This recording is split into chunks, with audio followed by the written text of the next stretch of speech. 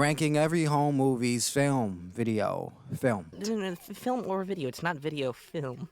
Brendan! Ranking every home movie's video film movie. You got me a video film camera for my birthday? Yes. I decided I need to drop a more casual video that didn't require so much script writing and slow down the process of me putting out videos. This is a perfect out because I desperately needed an excuse to make a home movies video. One that was unprecedented, one that would be for the people. Are you a people? Because if you're a people, you're in the right place. Every movie will be reviewed based on a specific criteria, that is cinematography, set design / wardrobe, storytelling and the emotional impact of that, character development, and X factor, or the uniqueness of the story. I will then rank the movies in chronological order directly after reviewing it on a scale from unwatchable, forgettable, mid, encore, and absolute cinema. I'm telling you right now, I'm not that difficult to impress, but I do intend on being thorough. Fenton!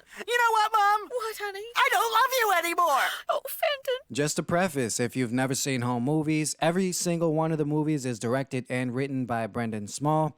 The main character and his crew, his trio, Melissa and Jason, are also reprising every single movie. They are playing multiple characters within the movie more often than not. I will not be reviewing every single sliver of what resembles a movie on the show, otherwise that would be for folly. What I'm gonna do is exclude any movie that is not including enough of the criteria that I just listed earlier. Also excluding stage plays. They have to be recording with a camera for me to review the movie as well, okay? I have too much self-respect to review any movie that involved Fenton. He ruins every set he steps foot on. One thing that I won't mention too much is the soundtrack for each movies as well, mostly because a lot of the movies just don't have a soundtrack, but the ones that do are usually stellar. They're perfect. I don't have to review them. Everything about music in this show is literally perfect. If the title is not explicitly stated by the characters or written in the script, then I will allocate a title that is accurate to the movie. I'll just make it up. Lastly, the quality of the movies is intentionally bad. And so the quality of the movies, if I say it's a bad movie, I mean it's a bad movie within the context of intentionally bad movies. Also, if the movie's good, that doesn't mean I think the episode is good.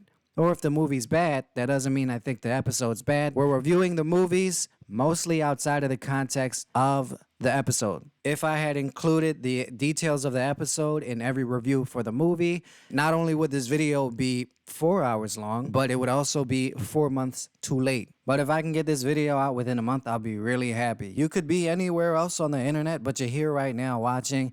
Please consider hitting the like button. It only takes one twitch of the finger, thumb, even your pinky. Exercise that sweet, sweet free will, please, for the channel's sake. Now let's have some fun ranking every home movies movie. Let's go.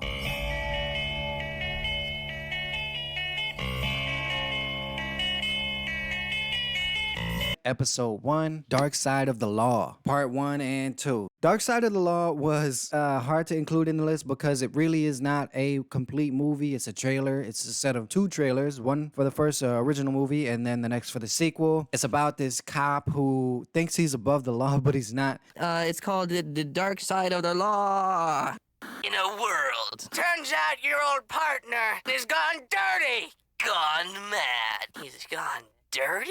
He's a dirty cop! Jason's running back and forth across the screen. There's really not much to pick up on. It's just small fragments of a movie that I'm sure is maybe good, maybe okay, maybe mid. Jason, we went to the academy together. Fighting. You were a good cop. Don't try to sweet talk me! But nonetheless, Dark Side of the Law is one that I had to include for one because it was the first episode of the first season, so I really felt inclined to include it. But also, Jason really took it away here. Woody Harrelson is electrifying. My mom said I can't eat a lot of cheese because it's binding. And then I don't go, and then she has to put her finger. Help it go. Let's stop doing this. This film is not yet rated. You can also tell John Benjamin had a lot of fun recording this, i.e. they kept in the part where he laughs and kind of breaks character, but it's still funny enough to keep. They keep the bad performances. You'll see this as a theme throughout all of the movies, is that the quality of the movies can't be good. They have to be so bad that there's a possibility it might loop back in on itself and actually turn out to be good, but also it's more likely to just be flat out bad. But trust me, it works to the show's advantage. Whenever Jason breaks character, sometimes it's literally just the voice actor breaking character. This adds to the overall improvised feeling of the movies within the show. Help it go. I'm definitely ranking Dark Side of the Law as unwatchable just because it is a trailer. We really get fragments of it. That's it. All right, now on to a real movie. So, episode 2 is a monster movie. This one is very reminiscent of The Substance final scene. The monster! It's a freak! No. But ultimately, it does have a bit of a message. So Brandon is this worker. He's giving an annual report. Only problem is he's been procrastinating all year, so he doesn't really have anything done. He's highly anxious and... In the meantime, I would... Oh, boy! I think I might be turning into a monster! Oh, my... Ah!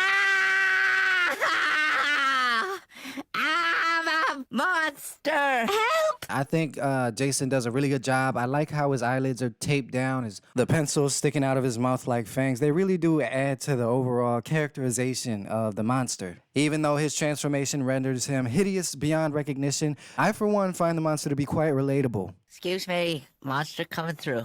Coming through, how you doing? Aim for his heart. Aim for his heart. You know, he's just another guy. He just wants to get by.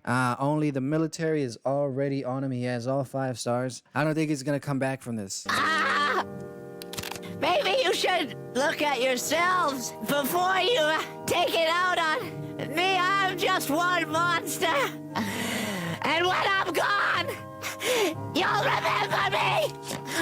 And this gut-wrenching soundtrack kicks in as the monster monologues. Obviously, every movie is influenced by some set of movies. This one, in particular, brings memories of the Hulk to mind. You won't like me when I give a speech is a clever play on you won't like me when I'm angry. And just like the Hulk, the monster makes us turn inward and reflect on ourselves. What makes a monster a monster? Is there a monster in all of us? For isn't every man a monster? I guess he's right! I guess wrong! You're damn right I'm right! No, I know! I So know! stop shooting!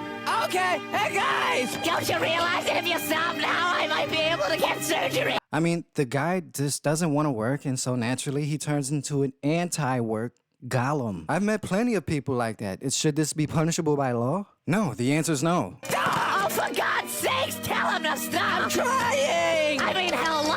I know! Do you have any control over your people? Ow! Hey! The writing also lends itself to a bit of a Frankenstein narrative. The fact that I don't think they get rid of the monster. The guy just ends up transforming back. Oh, forget it! Leave it alone, I'll just die. Look, he's turning back to a man. Why did you make me do that speech? We even get a later scene where Brandon is, he's redeemed slightly, but he's moved out of the city. Unfortunately, he's forced to give another speech, even though there's nothing at stake. No one's forcing him to work this time. It's just one small problem. You wouldn't like him when he gives a speech. I can't do a speech! No speech! No, you wouldn't like me when I give a speech!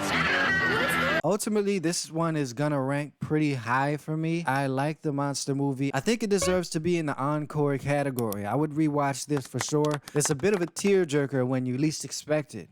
Next, we got the Franz Kafka rock opera. It's obvious from the beginning, Brandon is not the most enthusiastic one. Actually, he's a bit of a hater. Let me see this. This is a rock opera based on Franz Kafka. I don't think so. But that's okay because Dwayne, he's the music guy, okay? Whenever it's a musical, Dwayne is the one that basically carries, and this movie's no exception. It's not gonna hit as hard if you don't know who Franz Kafka is. Basically, he wrote this one short story called Metamorphosis, where he turns into a bug. The opera really brings that pathos to life in the form of music. Franz Kafka! He'll smite you with metaphor fists. Writing all he can. He's just a man. A warrior of words taking a stand. The cadences, the performance, the creativity is all there for me. They're hitting on all cylinders. Now, for this rock opera, we're blessed with 3 different songs, all bangers. You got the Franz Kafka anthem, I Think I Turned Into a Bug, and Living Like a Bug Ain't Easy. All of them are pretty much certified hood classics. Young Metro does trust. Dwayne. I don't know what's wrong with me. I think I'm turning into a bug. I see double what I see. I think I'm turning into a bug. I ain't got no self-esteem. I think I'm turning into a bug. Bet you $50 on my man. I'm a scholar. I'm turning into a bug. Mama like a daddy, like a baby, like a baby, like a turn into a bug. Yeah! Dwayne goes from hard rock to like a fast-paced math rock to a heartfelt ballad. So I'm gonna sign this man immediately. I got little tiny bug feet. I don't really know what bugs eat. Don't want no one stepping on me. Now I'm sympathizing with fleas. I like James Dean. Living like a bug ain't easy. Every time the Franz Kafka musical comes on, I genuinely sing along. It's so catchy. Now, if I did have to choose one particular song out of the 3 that are the funniest, I think I'm just gonna go with the Franz Kafka anthem. I like the Kafka, Kafka, Kafka. And then Brendan comes in, cuts it. Cut. Brendan, you suck. John Benjamin and Brendan Small are clearly musicians. There's no way they could have made any of this without actually being legitimate musicians. This is the kind of music that you can genuinely hear how good of a time they were having while making it. In the end of the movie, Franz goes to heaven. Welcome to heaven, Franz. My name is God. I think you're going to like it here.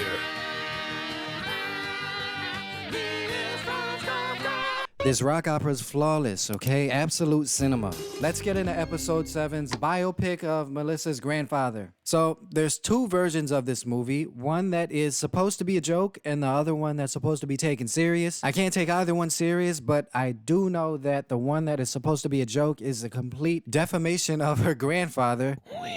This sucks. This is so boring. Melissa's dad's gonna ask for his money back, and yeah, I've already spent it, and he hasn't even paid me yet. It's very educational. It shows a book.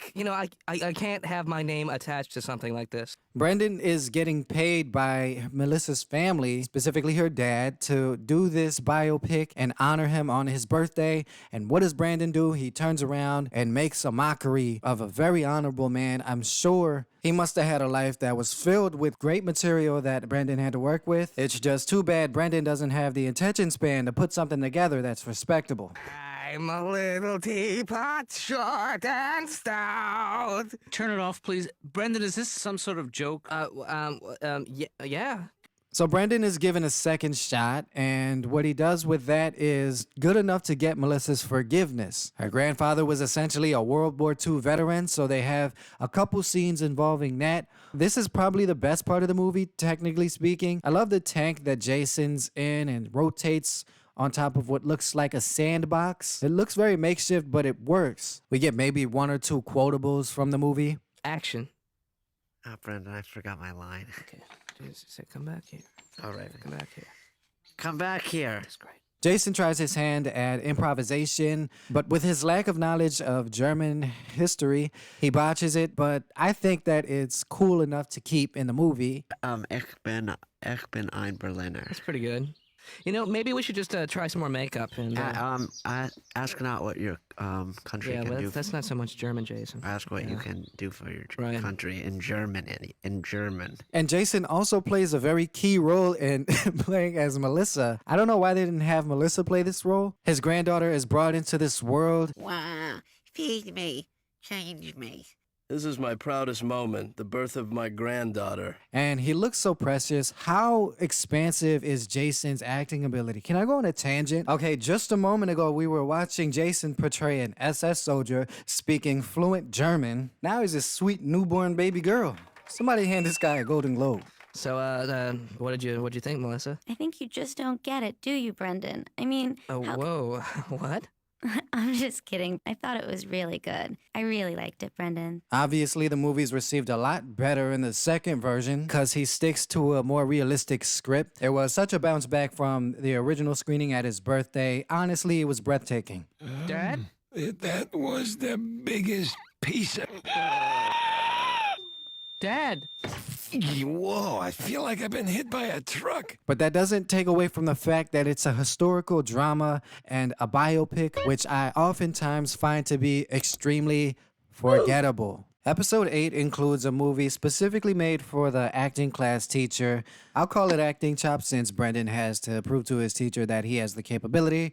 It's more of a play on those old-timey movies like Grapes of Wrath or East of Eden, and it also reads like a stage play. I'm splitting. You get it? I can't stick around in this nothing town no more. This place, these people, no wonder you got problems. It's because of this town, man. I love so many small aspects of this movie. Let's start with the set design. It's beautiful. This is what conveys the actual old style movies. You know, the dusty roads or the cobblestone or whatever. These old timey hats that I'm sure there's a name for them. Basically, these two brothers are fighting. One of them is frustrated. He wants to leave. He wants to hit the road. Okay, that's what they would say back then, right? Stop it, Willie. Stop it. What are you doing? Huh? You're my brother. We got a family. The factory? What about Shirley? You get off my case. You better back off right now, man. It's very good. I think Brendan kind of slips up on a line or two, but he does really good. He's the aggressive one. He's the one that's packing and leaving. And Jason's character, he just gives him an ultimatum. He looks him dead in the eye. Well, big brother, looks like you gotta make up your mind. You leaving? Or you staying? Again, very Grapes of Wrath. I was halfway expecting Brendan to drop to his knees, grab the soil, and squeeze it between his fingers. Most of the time, they give pretty, mediocre performances, but sometimes, every once in a while, they give a performance very much beyond their years. And this was one of them, especially from Jendon and Brayson. And shout out to Melissa for being a silhouette. Jimmy? Dinner? Sorry. Tell the folks I'll miss him. And I guess I'll miss you too, Jimmy. I guess I'll miss you too. Adios. And I also like how Jason retreats into the shadows in the end too. Just these little character moments. Really cool. Very short, to the point. Great performances. I would definitely give this an encore. I would rewatch this any day. A lot of replay value in this one. Next, we have episode 10. It's a hospital drama or emergency room drama. These two doctors are goofing off instead of helping out the patient. According to this, the epiglottis is submerged in the aortic chamberal esophageal chamber. We'll have to operate. The patient is living for now, but if they don't hurry, she's gonna pass away soon. So the doctors, every time it seems that they have to do something, they whip out a textbook to look it up because they are obviously incompetent. They go back and forth for a little bit, syllable maxing. Great, she's dead. Whoops. Nice job, doctor. Well, time of death is 7:30. I'm hungry. Let's eat. I don't know. It's a pretty funny moment. I especially like the can opener and the turkey baster with the milk. 5 billion cc's of adrenaline. Don't you think that's a little steep, sir? Doctor? I'm the doctor. Okay.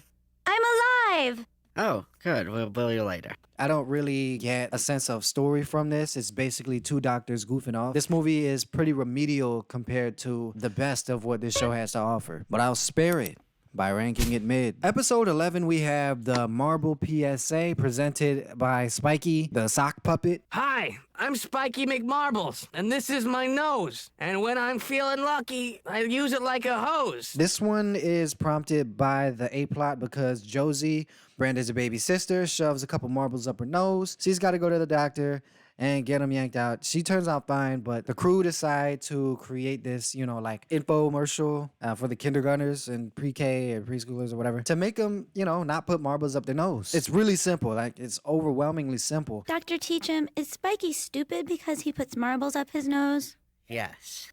No. He just hasn't learned not to do it, but he might be a little stupid too. I think that the Spiky sequence is a little bit lackluster only because it's supposed to be like this watered down form of storytelling intentionally, but the kids really don't know how to pull this off well enough to the effect that they were going for, in my opinion. The scene is just word salad. Hey kids, take it from me, Spiky McMarbles. Don't stick marbles in your nose.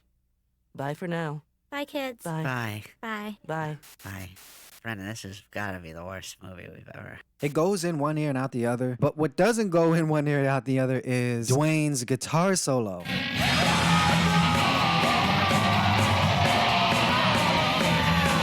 I don't know about you, but I won't be putting any marbles up my nose anytime soon after watching that. Unfortunately, small side note, the kids end up putting marbles up their nose anyway because they're a little confused by the lyrics, but not me. I was completely sold. You know, they had me at don't.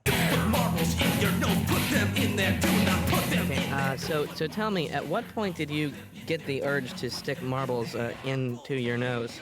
When Spiky told me not to. I also didn't realize how sick the drummer and the other guitarist is in the band. The whole band is just mod AF. Okay, this guy's cool.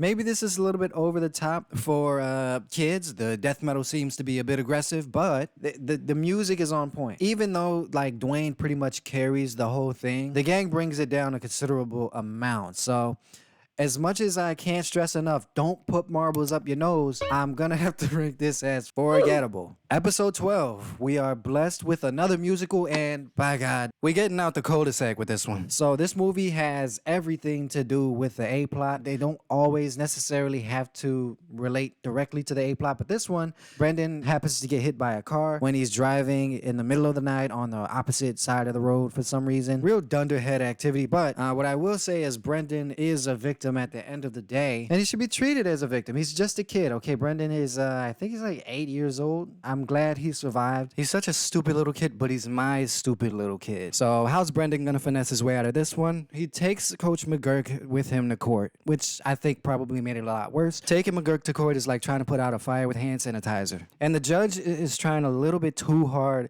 to hold Brendan by making him write an essay about why he shouldn't write on the opposite side of the road, as if it wasn't already enough punishment to get hit by a car. I think, like, the lesson is learned. But no, that's not enough for Judge Poopy Pants, so he has to write this stupid essay.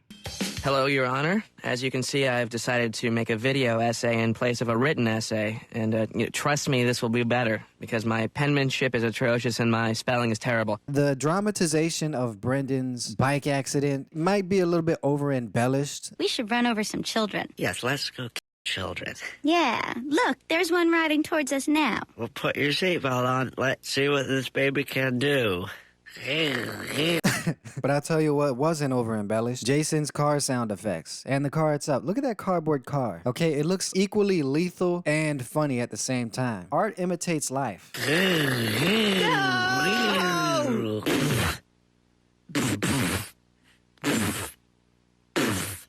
You know, frankly, Brandon, he subverts expectations and he assumes the highest victim status possible. I am a victim, not them. They were encased in steel. I only had my flesh encasement of flesh. They should have to write essays. They should be punished. To be fair, maybe that rich couple was in the right, you know, ever so slightly.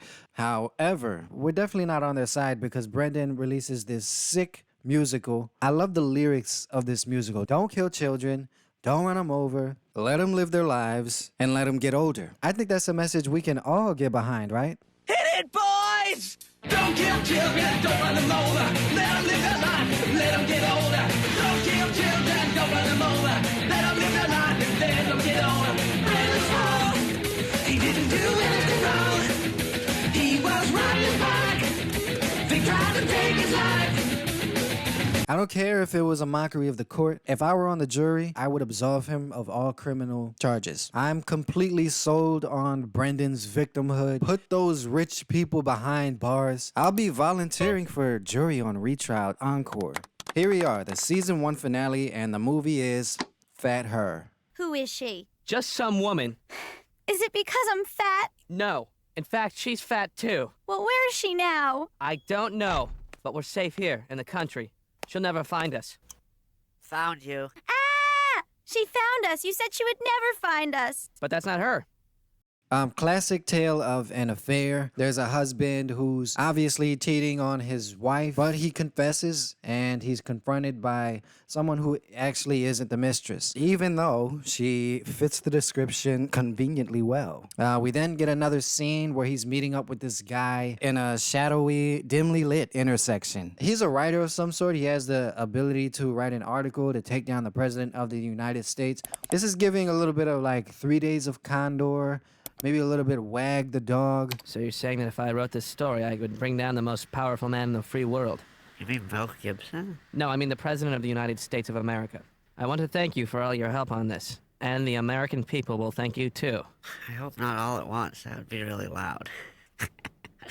And then we get another scene where his wife is clearly like an archaeologist. This other guy is hitting on her, and they end up kind of getting a little bit too close towards the end. But that's all we get of the movie. We really just get small segments of the movie, since the A plot is driven by the fact that they won an award for the movie, and they're being followed around by this camera crew of this, TV news network. If it weren't for the first scene, I wouldn't be so high on this movie. It almost feels like this closed loop or this existential question, like, that's not her. You said she would never find us. But that's not her. Can I see you as my crush? I don't know how to explain it. I really don't. You really just had to be there. This is pure comedy, and God damn it, it's my review. This is absolute cinema. Is it because I'm fat? No. In fact, she's fat too. If she's fat too, then obviously he's calling his own wife fat. Are we not seeing a common thread here? Chubby Chaser, this is more than just a coincidence. This is a synchronicity. I'm completely smitten by the script.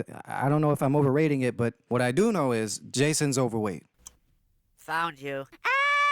She found us. You said she would never find us. But that's not her. But that's not her. See the delivery. It's the delivery it's the open-endedness of it. But that's not her. Who is it? Who is it then? We actually don't know. Perfect performance out of Jason in this one. Overall, season 1 was a very quality outing for the movies. There are 5 movies that are in the encore and absolute cinema tiers, and the other 4 movies that I picked from the season are in the lower tiers. And we're really off to a good start. Just prepare for the animation style to change. They go from squiggle vision to solid lines for the remainder of the show. I will miss the squiggle vision because when you watch it, it just feels like there's another layer of depth to it, almost like this beer goggle effect, and it's very trippy. It's an acquired taste for sure, but I appreciate it for what it is. Very Adult Swim. But I will say the cleaner lines and overall aesthetic helps with certain visual effects and legibility of the show. The Franz Kafka rock opera is definitely a big standout for me in the overall season, and I still actually have a huge emotional attachment to the monster movie.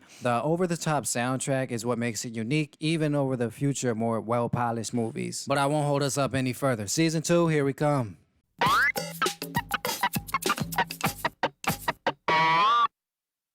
Okay, moving on to season 2, we have the second episode of season 2, The Priest and the Dying Man. Basically, the premise is really simple. You have a man being crushed by a wall. He's on his last few breaths, and he wants to speak with a priest in order to corroborate his sins.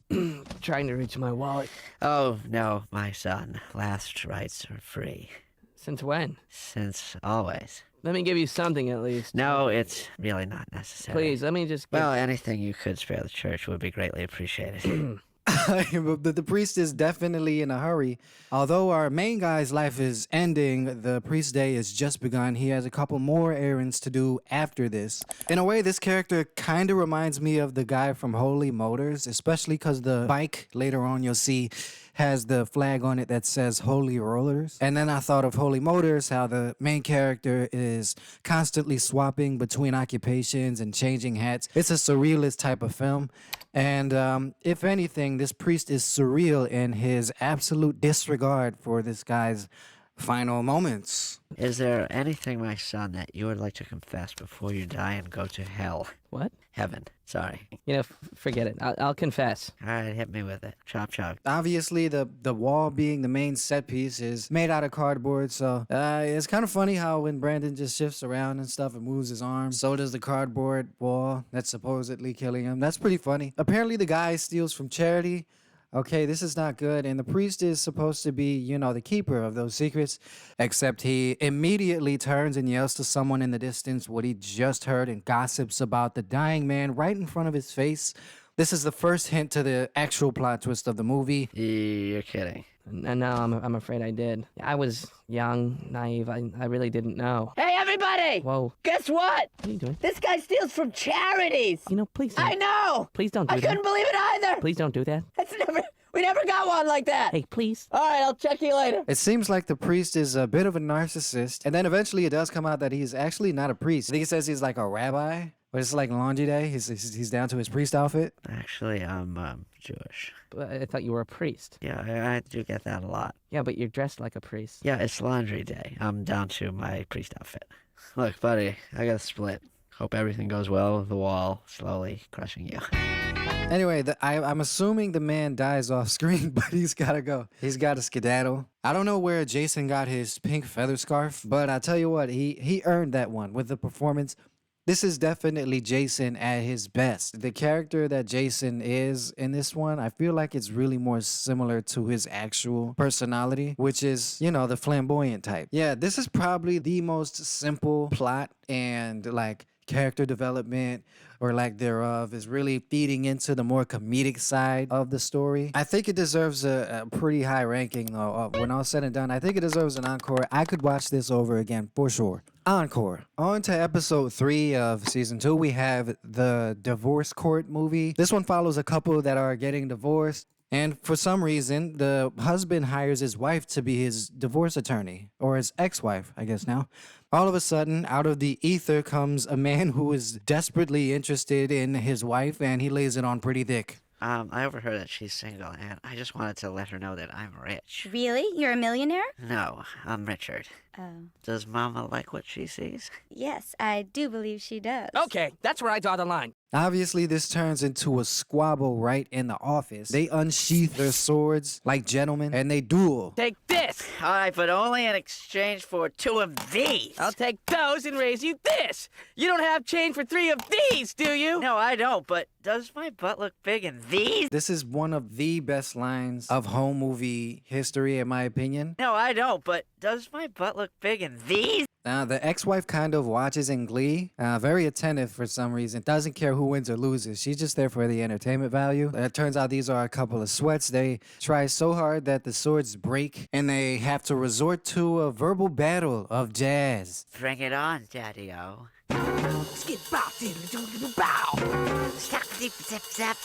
They go into a jazz scat performance, completely off the top, off the dome.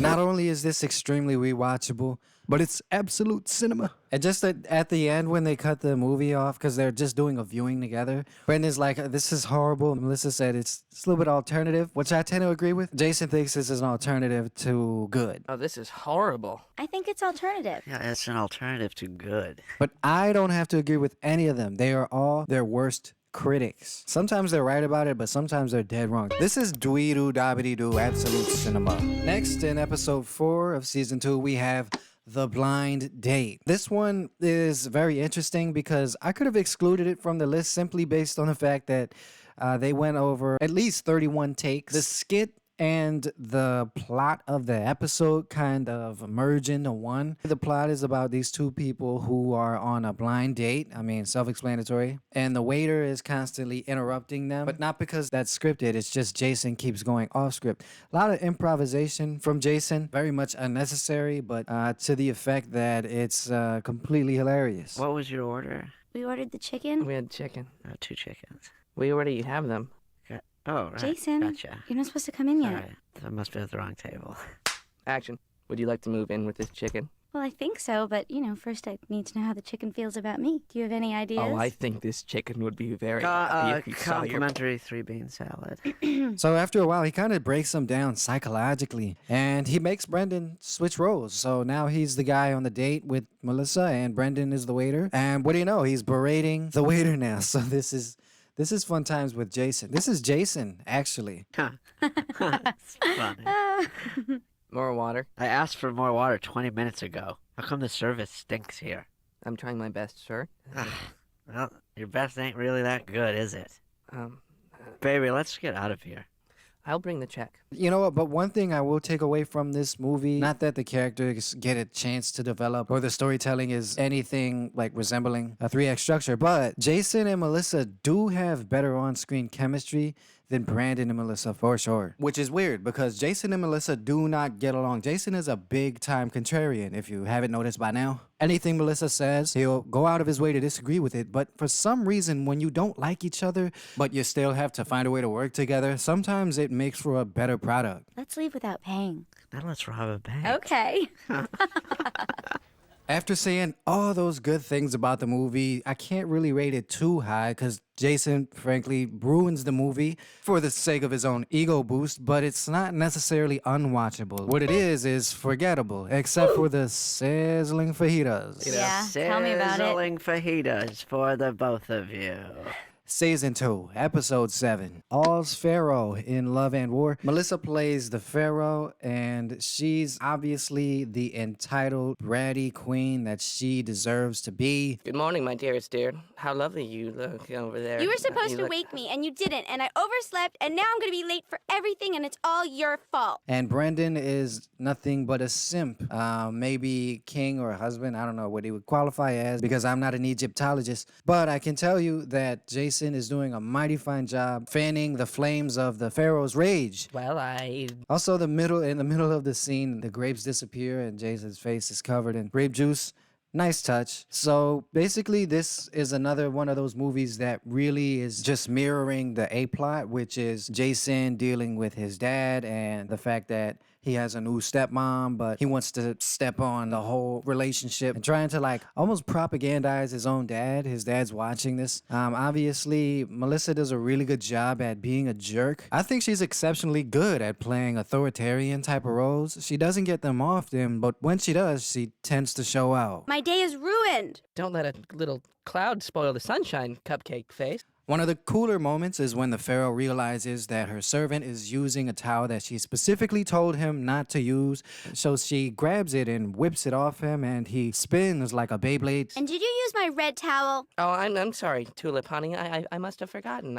You're not supposed to use my red towel. My red towel is for me only. I wish they would have added sound effects, but it's very home movie of them not to. Simultaneously, I appreciate that as well. But yeah, the Pharaoh is just an authoritarian, fascist, one-dimensional kind of archetype that is really, again, just a propaganda piece set against Brandon's stepmom. Unfortunately, the hit piece doesn't really work, so that has to be a testament to the lack of inspiration and overall value of the movie itself. The set is pretty good by like 8-year-old standards. She's like resting on this slab. You got the pyramids of Giza in the background or something. And the costumes are kind of cool. I just wish Jason had a little bit more clothes, but that's just me. That's my personal preference. I'm not going to say it's complete trash, so it's not unwatchable. It definitely is. Again, largely part due to Melissa's performance, but it ain't like nothing to write home about. So it's going to be, you guessed it, forgettable. Moving on to season 2, episode 8.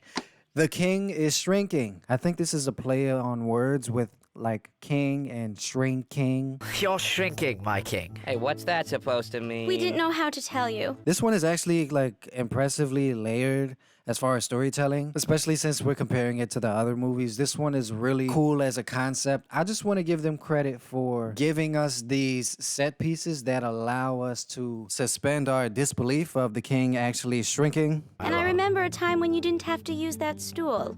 I like the stool. I use it because it's fun. You use it because you're shrinking. So the king is definitely shrinking, and his 2 servants are witnessing this as it goes down. The king's actually in a bit of denial about the fact that he's shrinking, which makes me feel a little less sympathetic towards his disposition. I'm not shrinking. Yes, my lord, you are. Oh, yeah? Well, you're shrinking. They take this as an opportunity to usurp the king and go ahead and fill the power vacuum that is slowly increasing in size as the king shrinks, the power vacuum increases. I don't know. That's probably a bad way to put it, but that's how I will put it. I won't edit that out. This is one of the goofier plots, but again, as the king shrinks, you get these snide comments. They're talking under their breath. They're plotting against me. Good thing I'm shrinking or they'd see me. They're clearly taking advantage of the king's condition and becoming more blatant with their treason as he continues to shrink in size. This movie is also very much indicative of Brendan's psychological state at this point in the show, because he's trying to work through and demonstrate his feeling of powerlessness up against his dad's romantic life and decision making. He feels like he wants control over it. He doesn't necessarily like the fact that he's remarrying, but it's happening, Brandon. And you gotta accept it. Hey, is this some new kooky way of impeaching me? Not at all, sire. We are your humble servants, my President King. Well, then, very good then. That seems settled. Is it settled? Then good. Okay, no more talking of shrinking then, all right? So the biggest highlight for me of this movie, hands down, not only is the character development on point, not only is the storytelling quirky and unique and cool, the set design, when they put the hand out and they're holding the king in their hand, and the hand is just this like outline on a piece of cardboard of a giant hand as Brendan stands on it. This is what gives like the optical illusion that he's shrinking. I take it upon myself to welcome you as my new husband. Yes, my sweet piece of angel cake. I too take you as my new wife. Ha! And then the king goes ahead in a strange turn of events. He whips out a miniature of his other servant. His servant is literally like 10 times smaller than him. I suspect foul play from who would become the new queen. I guess there's no honor among thieves. In any case, what we're looking at as far as the visuals is very well executed practical effects, in my opinion, given the budget limitations of any of the projects. This is probably the best usage of cardboard I've seen on the show. And for that reason alone, I won't hesitate to put it in absolute cinema. The ring, please, I say. Yeah, should have worn a three-piece. Okay. Yeah. Okay, everybody, you're not gonna believe this.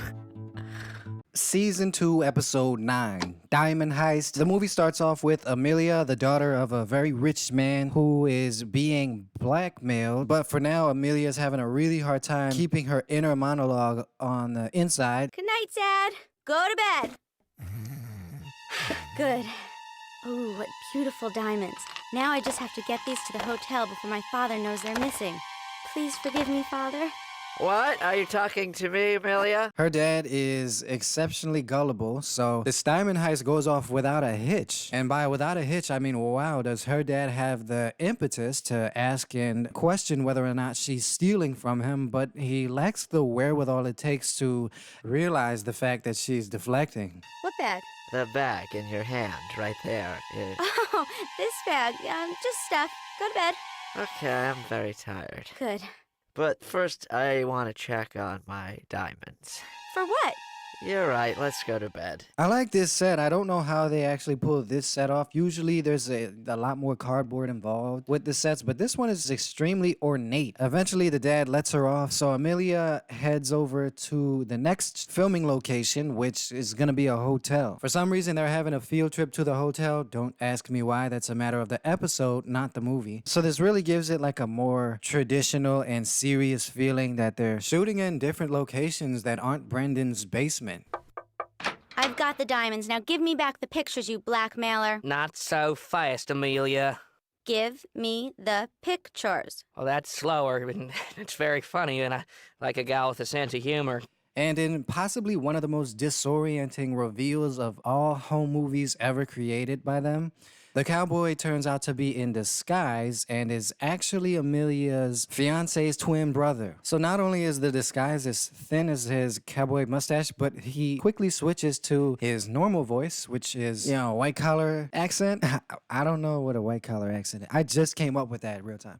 Anyways, I'm going to keep rolling with white collar accent. He divulges the reason that he's blackmailing her. Because the owner of this hotel stole the hotel from my father when he was a young hotel guy at this hotel, and the papers to prove it are in the hotel safe, and some diamonds are in there too. Why? Tell me. And so he knows Amelia is actually a jewel thief, so he decides to blackmail her to steal from her own father. Very convoluted plot, actually, when I say it out loud, because it doesn't end there. There's a new character that enters the picture who is Mr. Shock, my father's very own private eye. He's been hiding in the bathroom and heard the whole thing. He must have followed me here to take the diamonds back and probably to turn you into the police. He's not a man you can reason with. I think you did a couple of my lines. Melissa goes off script a little bit. So yeah, it's a bit convoluted. I think it's intentionally convoluted, very dialogue heavy, comparatively speaking. It could have turned out better if they hadn't gotten interrupted by the owners of the hotel room. I forgot to mention, they broke into the hotel room. They don't actually belong here. I think Jason pretends to be a bellhop and they get into the room. Everybody hide. What? Hide! Once they come in, the whole scene's busted and the movie ends prematurely. So although it was one of the more convoluted plots, honestly, I think it was probably as ambitious as they've ever been. The character motivations are a little bit hard to follow. Again, the set design and the fact that they decided to shoot in a hotel is a plus. Therefore, I will place it decisively in the mid category. On to season 2, episode 12. We have Who's Your Daddy? This movie follows the story of a pair of dads of a baby girl named Malulu, Did you have fun today, little Malulu? Yeah, it was great. who unprecedentedly, they have assumed the same role as father, not because they're homosexual, but because they fell in love with the same woman On the same night. In the same room. In the same bed. At the same time. You know what? I think this happens in real life more often than people realize. Either that or Jerry Springer is way too influential on my worldview. Not only are they both escaped convicts, but they did it with good intentions. They wanted to meet back with their daughter and redeem the relationship that they've lost and sacrificed via a crime that they, quote, may or may not have committed. Well, shucks, you two guys are the nicest escaped convicts that I ever did meet. Oh, that's a very nice thing to say. The time that they spend with their daughter, it makes them feel good in here. That makes me feel good in here. Yeah. So the two escaped convicts finally get to hang out with their daughter, and there's a time lapse which brings us to the dads when they're much older, and Malulu is a teenager. Our little baby's all grown. Oh, whoop.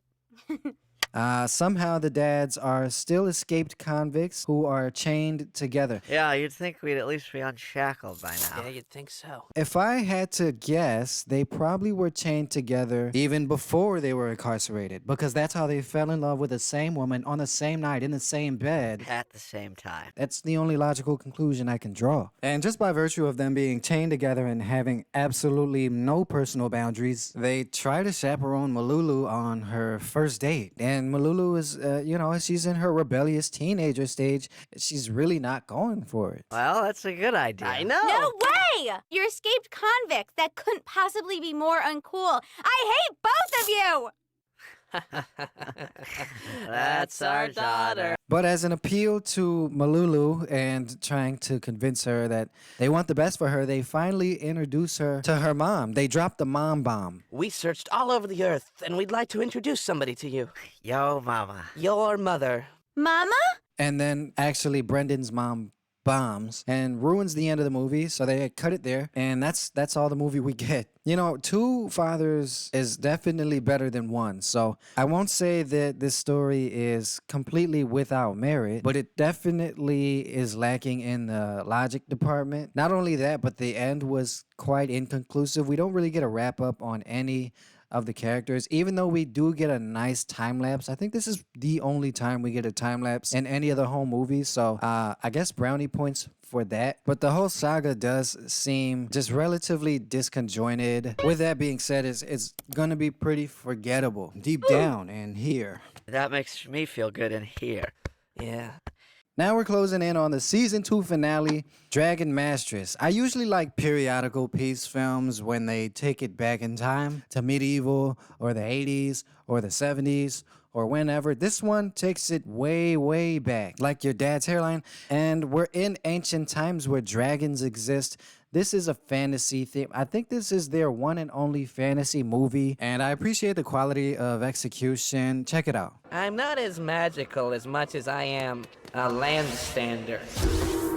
Which is... I stand on land. I don't know if this is necessary to the plot at all, but the gong is a very welcomed addition to any movie I'm watching. So basically, the plot follows this guy called Landstander, and I think this title is a play on the 1986 movie Highlander. Landstander, Highlander. They say if you stand for anything, you'll fall for nothing. Landstander stands for land. He's basically trying to get to a wedding, but let him tell it, he's on his way To the splendid eternal unitement of the fairy princess and the milady of flowers. That's weird. That's where I'm going. You can come with me on my dragon. He's my friend, and I own him. So obviously, what would the Dragon Mastress be without an actual dragon? And this dragon is vicious. He's ferocious.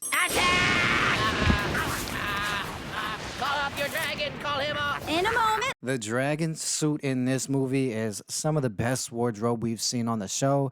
Not to mention, the set is gorgeous. I mean, we got a kiddie pool, there are pillars, and there are castles. I don't think there's much more you can ask for, except maybe a couple more gong hits wouldn't hurt.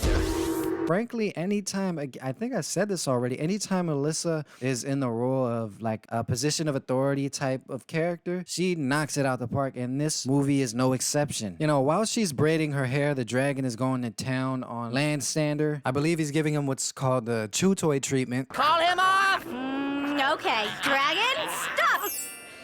You know, I think my favorite part of the movie is the dialogue between the Landstander and the dragon. He's attempting to reason with the dragon, and the dragon's just straight up like, sometimes I just attack somebody.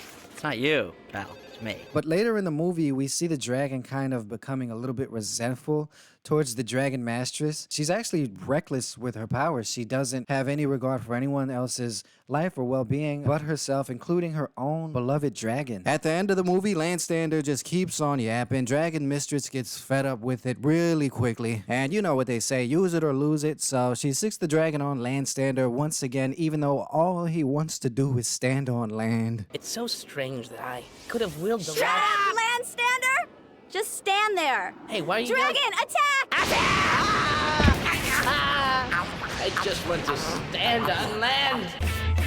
Poor guy. So that's how it ends. In the spirit of the genre being what it is, I think they pull it out quite flawlessly. They specialize more in like sitcom type of setups and everything. This is the first fantasy movie, so I do want to go easy on them and not, you know, point out all the massive flaws in the plot holes or character development or lack thereof. But my favorite character for sure is going to be the dragon. It's not a he's not a one-dimensional dragon. He doesn't just follow commands. He actually has a conscious, even though he doesn't use it, he shows us glimmers of, you know, conscientiousness, which I appreciate. Aren't I right, my dragon, slave, companion, life friend that I own for eternity, who belongs to me, Look, but is also my friend? I think we need to have a small chit-chat about Shut up, dragon! I'm going to go ahead and give this a mid rating. Season 2 did not disappoint. Now, it did pad out the forgettable tier, but it also didn't add any to the unwatchable tier. Even the Franz Kafka opera got dethroned, and now we have The Shrinking King as number 1. Going from squiggle vision to solid lines did pay off because ultimately they were able to do more with the costume, more with the effects, more with just about everything that made the movies feel distinct from the production value of the main show. That scat performance was mind-blowing too. How do you even write that? You can't. The answer is you can't.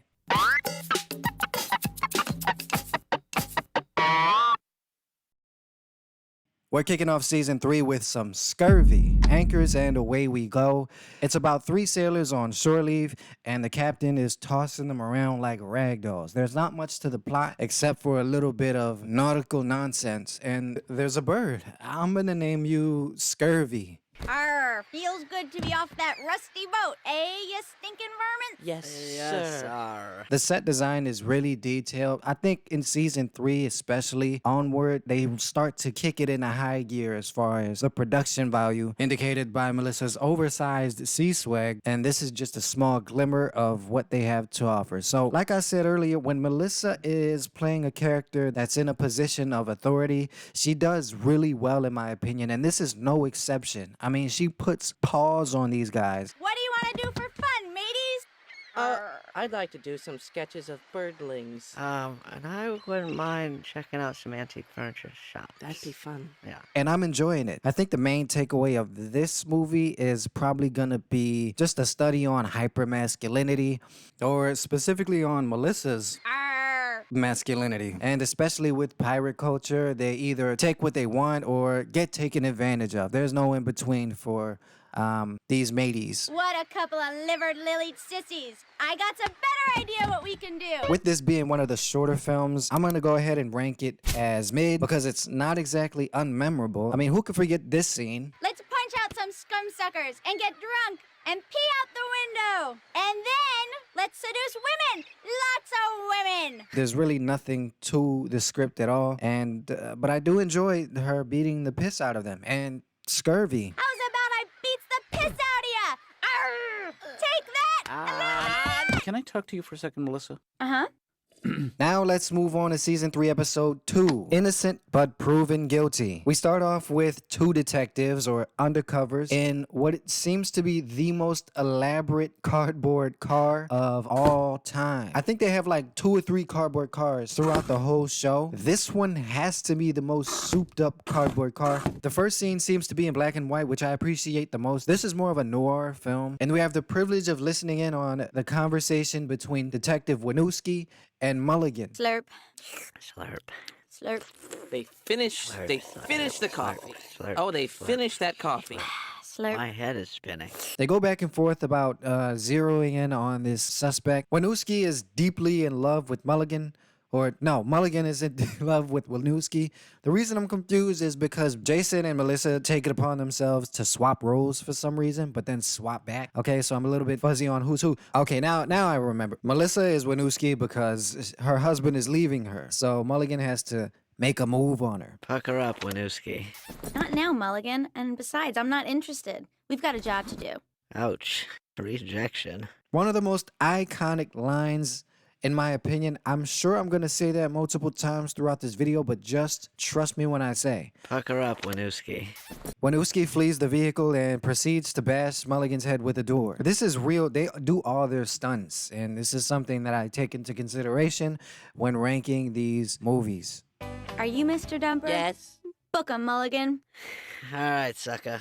You have the right to remain silent and the right to feel my fists if you don't shut up. So the next scene, the 2 detectives are zeroing in on the perp.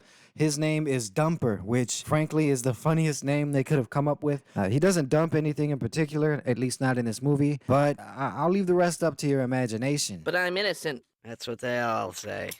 Ouch! That hurts. Isn't she something? I'm gonna marry her someday as soon as she gets a divorce. But what am I charged with? Oh, wouldn't you love to know, scumsucker?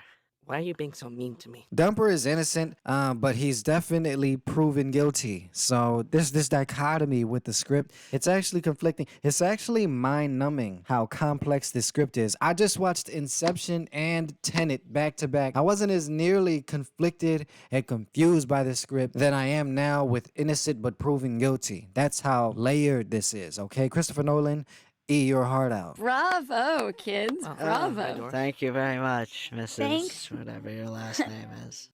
Brendan, is there a part in your movie for an old wannabe actress? Also, in the middle of shooting, Brandon's granny decides to hop in the fun.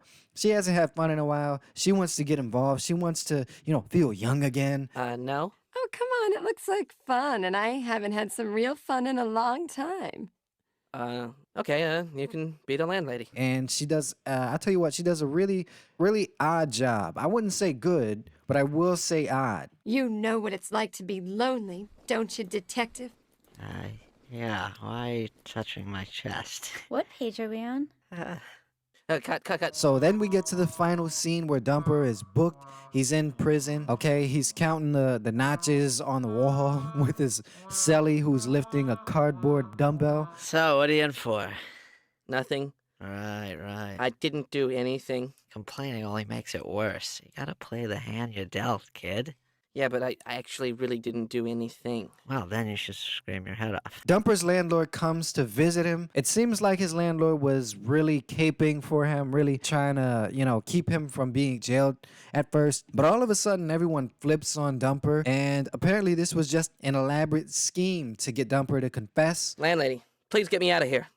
Are you gonna pay me the money you owe me? Because he was innocent, but proven guilty, yet he confessed only after being convicted. And it's hidden in my bed, underneath it. That's all I wanted to know.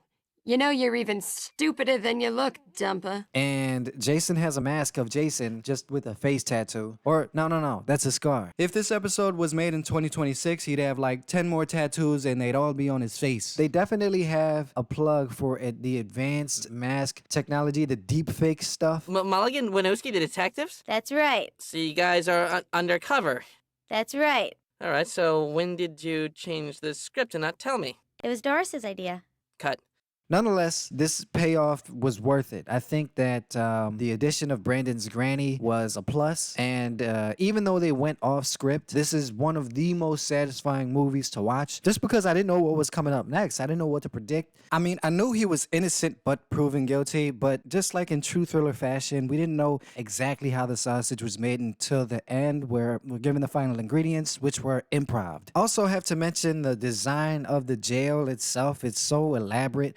They even use a mirror to create the illusion of depth. I'd be none the wiser if I were on set. I'd walk straight into the glass. All throughout the scene, the cameras is going in front of the bars, behind the bars. It's like we're arbitrarily on both sides of the justice system. We're bilocating inside and outside the prison. It's some really good cinematography, is what it is. What do I have to say about all of this? Absolute cinema.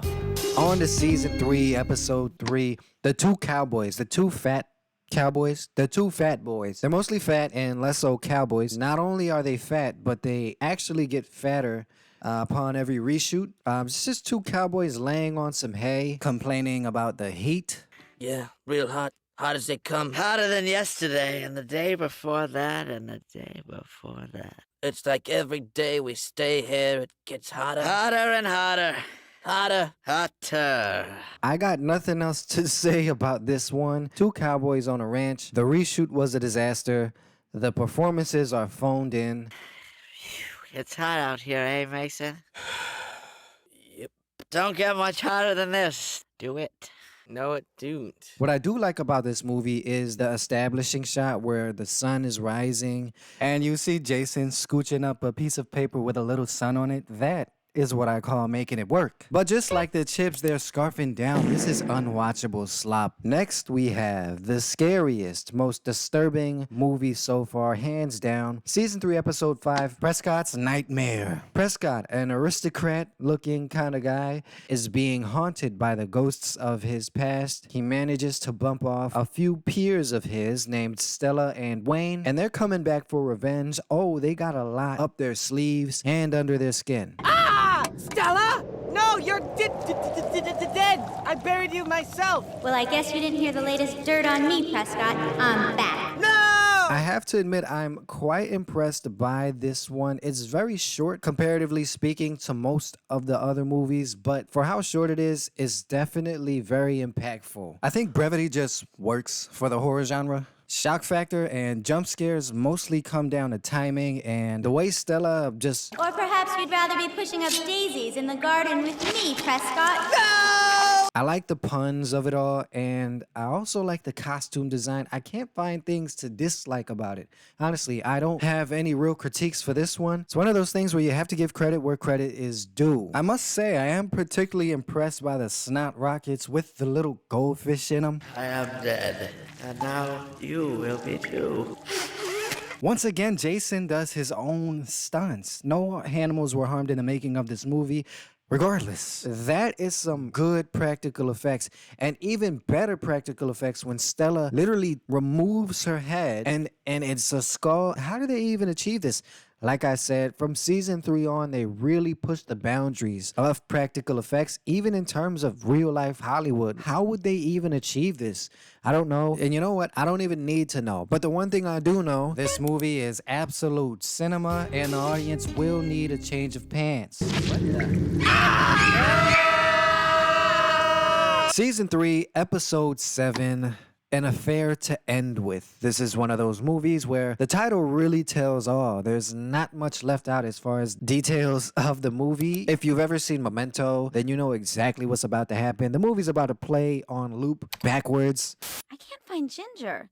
Ginger's my father's favorite fish. Please tell me this isn't... Ginger! Oh. What's going on down there? And there's nothing you can do about it. You just gotta put the pieces together as they come to you, because initially the scene won't make sense, but as the story goes on, then you get the fuller and fuller picture, and it goes from completely opaque to crystal clear, or that's the idea. Oh my God! What did you do? It was an accident. Where's Ginger? I don't know. Somewhere. I don't know about this movie being crystal clear, but if this is the end, I just don't see it as an actual conclusion. Nonetheless, I think Brendan's good at like dying in particular in any given movie. I didn't tally this up or anything, but I think he dies the most in his movies. He's getting injured, like he's hit by a car, the wall falling on him. He dies in that one. And just the one earlier, Prescott, I'm assuming he died in that one for sure. So he's good at dying. I'm working on dying. And in this one, I'm totally sold on the fact that, well, Dad needs his pills. I need my pills. I'll get 'em for you, Dad. I need my pills. You did this. No. Dad, stop! I think Larry should have married Mary, because Kathy is the one that gets cheated on, but I don't think she deserved it. I think Mary is quite the harlot looking back. And by looking back, I mean looking forward, because it's backwards. Yeah, you remind me a lot of Kathy. Well, we are twins. Right. I love the way fish wiggle. It makes me want to dance. You are wild. Larry's rolling with the punches. He's not really having much regard for what's about to happen, which he's about to cheat on his wife. This is one of the more sterile movies in terms of the way it's shot. It's almost like a TV show or a soap opera, but it does live up to its title, so I will give it credit for that. It's just that everything's really predictable. Nothing comes as a shock except the dad dying, which was, it just felt like that part was shoehorned in. It was just thrown in there in the end. I'm sorry, I gotta rank this one forgettable, only because it's hard to remember what the purpose of the order of the events is. This is also one of those movies that gets a thorough review from Melissa and Jason, and so they don't hold back. What do you guys think? It's backwards. Sucks, this. Get it? That's backwards for this. Sucks. Yeah. Yeah. Anything else? You made the plot go backwards. I think they give a pretty fair review of it this time, as opposed to being their worst critics and calling something bad that isn't bad. The fact that he cheats on his fiance the night before the wedding, it's just like, why even marry the broad? The fish dies, and I'm sure the fish meant a lot to the dad and the family, and it was named Ginger, but that's the only thing I knew about it. So I really didn't care that the fish died, even though Larry was the perpetrator. I don't feel bad at all for the fish. Quite frankly, there's little to no emotional investment. I think that's what it is. How are you supposed to be emotionally invested in events that you have no preface or context about? That's the problem I have with atemporal editing. No, Larry, let me tell you how it's gonna be. I'm going out there and walking down that aisle. Oh, thank you, Kathy. Alone, in the other direction. Down the aisle and out the door. That's what happens when you have an affair with my sister the night before our wedding.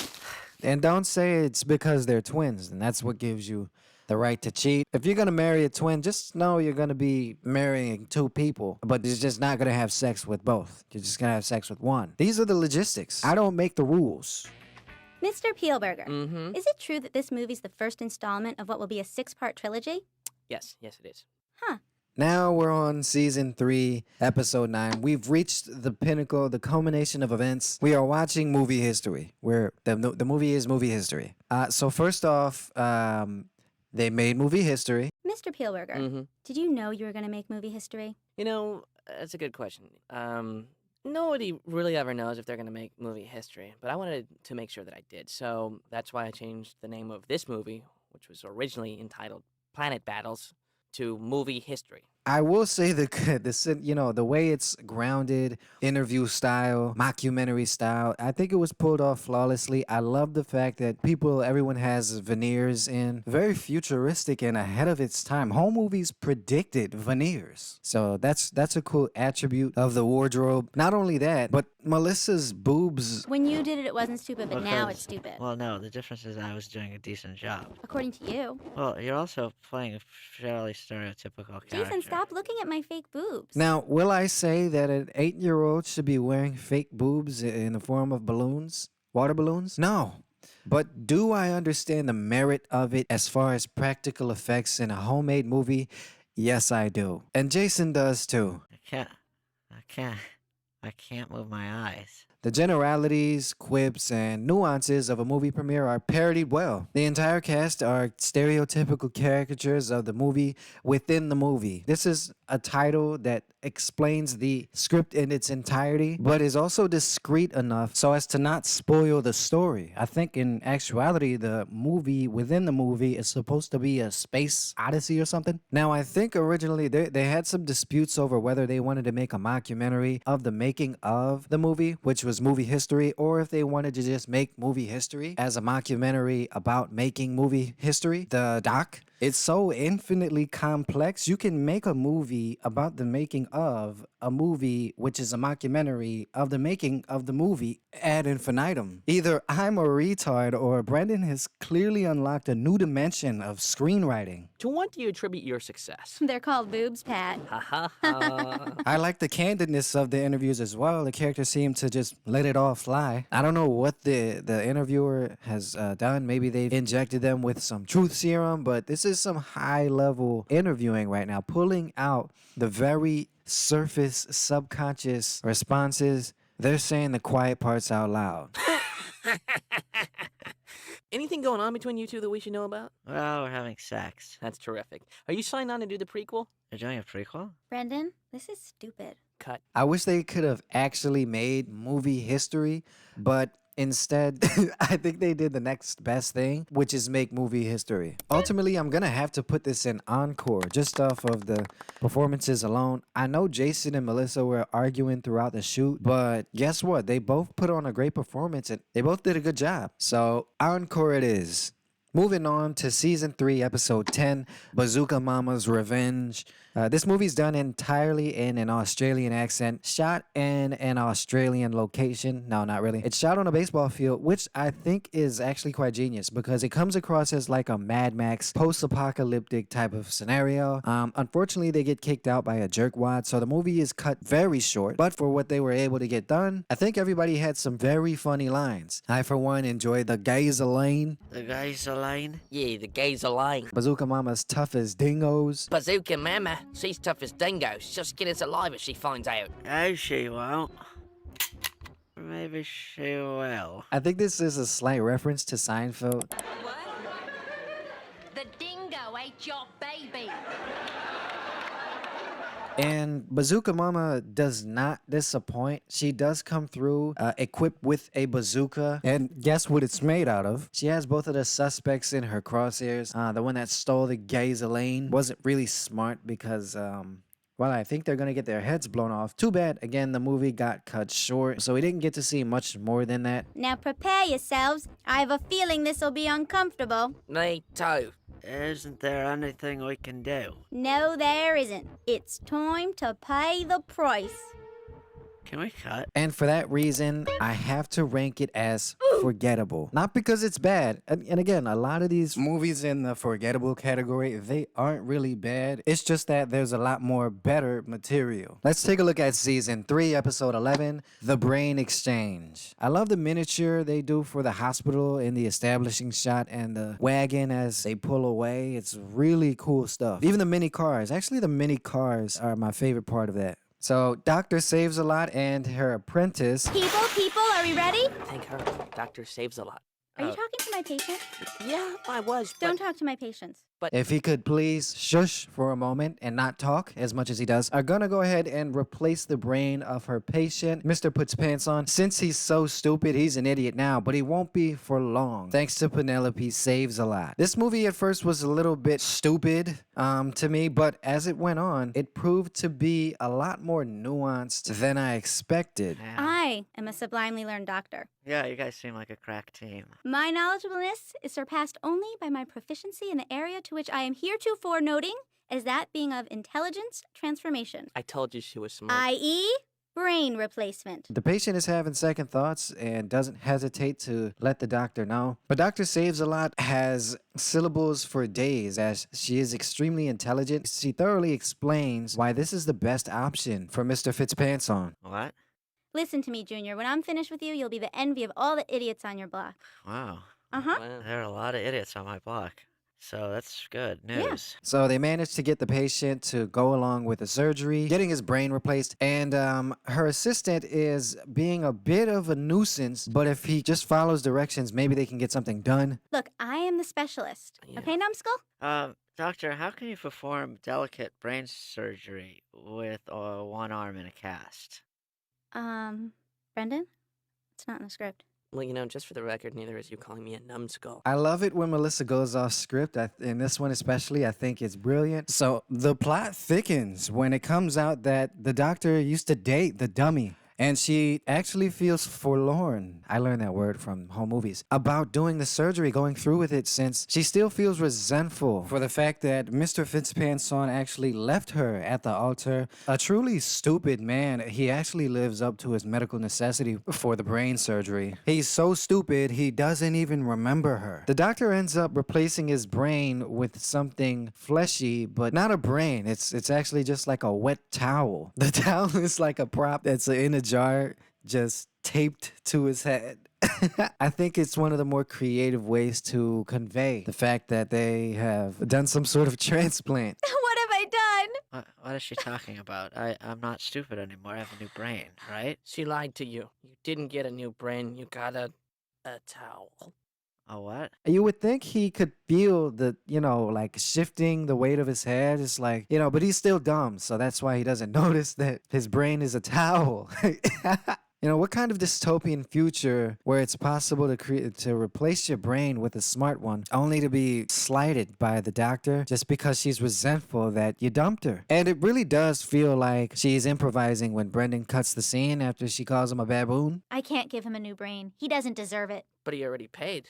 Then I'll give him something else. I'll give him this towel instead. Oh, he's not going to like that. Just hand me the towel, fool! I don't even know why I'm talking to you. I could get a baboon to come in here and do what you're doing. And they'd probably do it better. I think I'm decided. This is my favorite Melissa performance. She does everything for everyone. She even does the thinking for everyone. Very Oscar worthy. And it's a double performance because not only is she acting in the movie, but it also comes out later in the episode that she's acting like her arm is broken. She faked that. It was cool. It was like, wow, it's method acting. I like how they made it work though by Brendan being her arms. Let's quit it. It's not me, it's Brendan. Sorry. Ow! Sorry. That was me. Everybody's sad in the end. The shock value of the whole thing actually does go off swimmingly. I think this movie is brilliant and it deserves an encore ranking. The final movie of season 3 in episode 12, The French New Wave. We follow these French struggling artists and each of the characters have a different way of conveying a French accent that I appreciate most from Brendan and Melissa. Jason's French accent is complete garbage. It's stale croissants. Maybe it is time for us to quit art and get real jobs, no? But we are the finest artists in Europe. Then why can't we afford low rent? But speaking of croissants, the ambiance is set. There's a mise en scene. I couldn't wait to break out that word of the whole set. You got croissants and cheese. The art pieces are looking artsy fartsy as ever. I don't know what these little sculptures are. I don't know what these paintings are, but I'm sure they mean something to someone. All three of these characters are kind of the same archetype. They're no different from one another. They break out into a ballad, but this is a musical. This reminds me of like a funny face. We are artists. Yes, we are. Doodly doo. Yes, we are. I think the landlord's an a-hole in such a good way. He throws his cigar at the tenant. They can't seem to get around to paying the rent, so that's their biggest pitfall. Hello, you are evicted. No. Where will we go? You can go to hell, as far as I care. Now away with you. What I appreciate also is the no of it all, the way they implement the hand movements, the... Nobody can get us down, can they? No. And when will we sell something? First, we must create it. No? We. I think those are pretty solid. The method acting is top tier. From the stripes to the bandanas around the neck to the overalls and the hats. I'm pretty sure this is how all French artists dress. Watch us paint and sculpt and write. We're so creative, we just might sit in cafes and drink cappuccino. Philosophize and swat mosquitoes. Wait around and eat burritos. Out of all the musicals, this isn't the worst, but it certainly isn't the best. I think it's pretty mid. No. No. It's not a complete story. I appreciate it. Made me laugh. But ultimately, it was really short. I was left wanting more, but didn't get any more, unfortunately. So that's where I'm leaving it. Wow. Season 3 was the most even performance as far as adding to the different tiers. It was consistent all the way through, in my opinion. Of course, some good coming with the bad, but the encore category in particular is much better off after season 3. There's a lot more of a distinct personality to each of the categories and what really makes them great or not so great and what separates all of them. Honestly, movie history grew on me over the reviewing of all the movies. I didn't think much of it when I first saw it, and now I appreciate it on a whole nother level. It's actually pretty unique. And I think the largest part of season 3's success is the amount of funny skits in each movie. The movies are getting funnier and funnier every season, and I don't even think it's largely in part to the fact that episodes are getting funnier. I just genuinely think the movies out of context are objectively funnier. So let's see if we can keep this going in season 4. Let's go.